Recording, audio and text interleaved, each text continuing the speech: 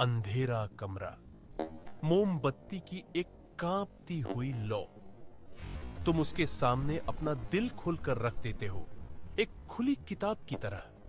तुम सोचते हो कि तुम्हारी ईमानदारी, तुम्हारी अच्छाई उसे करीब लाएगी, लेकिन उसकी आंखें तुम्हें नहीं देखती। वो तुम्हारे आर पार देखती है, किसी और को खोजती हुई, एक ऐसे साए को जो वहां है ही नहीं। तुम हैरान हो, परेशान हो। तुमने हर वो काम किया जो एक अच्छा आदमी करता है। तुमने उसे समझा, उसे समय दिया, उसकी परवाह की, फिर भी वो तुमसे दूर जा रही है, किसी ऐसे की तरफ जो उसकी परवाह नहीं करता, जो उसे नजरअंदाज करता है, जो उसे दर्द देता है। तुम सोचते हो शायद मुझ में ही कोई कमी है। तुम खुद को बदलने की कोशिश करते हो, और ज्यादा अच्छा बनने की, और ज्यादा ध्यान देने की। लेकिन तुम एक बहुत बड़ी गलती कर रहे हो। तुम खेल के नियम ही नहीं समझ रहे। ये तुम्हारे बारे में है ही नहीं, यह उसके बारे में है, उसकी अपनी कहानी के बारे में। इसे कहते हैं नारीवादी प्रक्षेपण का विरोधाभास। यह एक मनोवैज्ञानिक जाल है। उसके दिमाग में एक कहानी पहले से लिखी हुई है, एक स्क्रिप्ट, जिसमें वो एक नायिका है जो एक खलनायक से लड़ रही है। वो एक ऐसे पुरुष की तलाश में नहीं है जो उसे बचाए। वो एक ऐसे कैनवास की तलाश में है जिस पर वो अपने खलनायक को पेंट कर सके।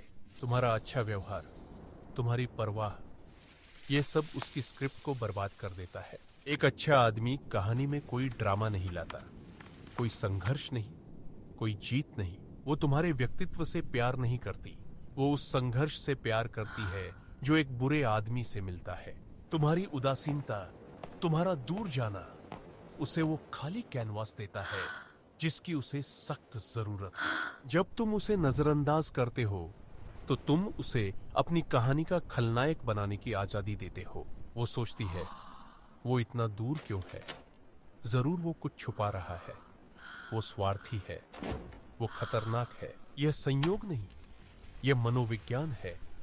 वह तुम्हारे यथार्थ को अस्वीकार कर रही है और अपनी कल्पना को तुम पर थोप रही है। सोचो आर्यन और मीरा के बारे में, एक आदर्श जोड़ा। या ऐसा लगता था। आर्यन ने मीरा के लिए सब कुछ किया, उसे उसके सपनों का करियर बनाने में मदद की, हर मुश्किल में उसका साथ दिया। वो एक चट्टान की तरह था, लेकिन मीरा को घुटन महसूस होने लगी।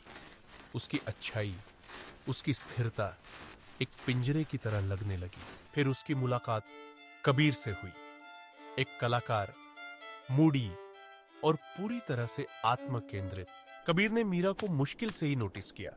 उसने उसे फूल नहीं दिए, उसने उसकी बातें नहीं सुनी, और इसी बात ने मीरा को दीवाना कर दिया।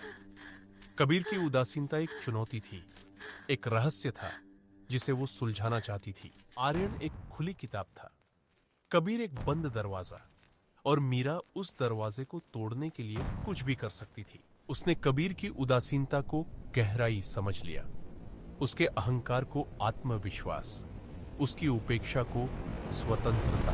उसने आर्यन को छोड़ दिया, उस चट्टान को जो हमेशा उसके लिए मौजूद थी। वो कबीर के पास गई, यह सोचकर कि वो उसे जीतेगी, कि वो उसके बंद दरवाजे को खोल देगी। लेकिन जब दरवाजा खुला तो अंदर कुछ भी नहीं था, बस एक खाली अंधेरा कमरा।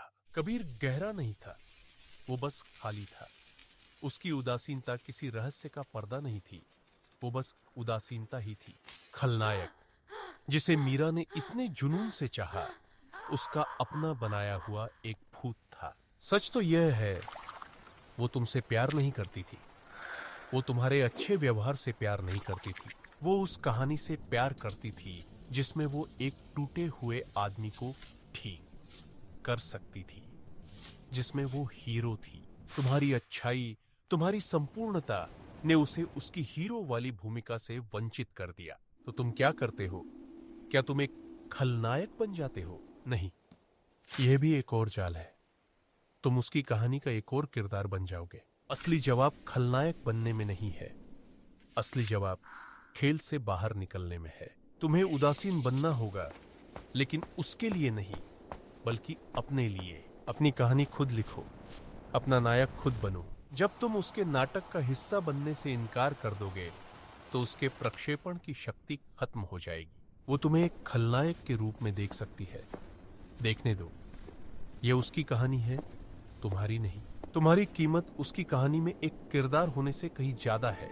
तुम खुद एक कहानी हो।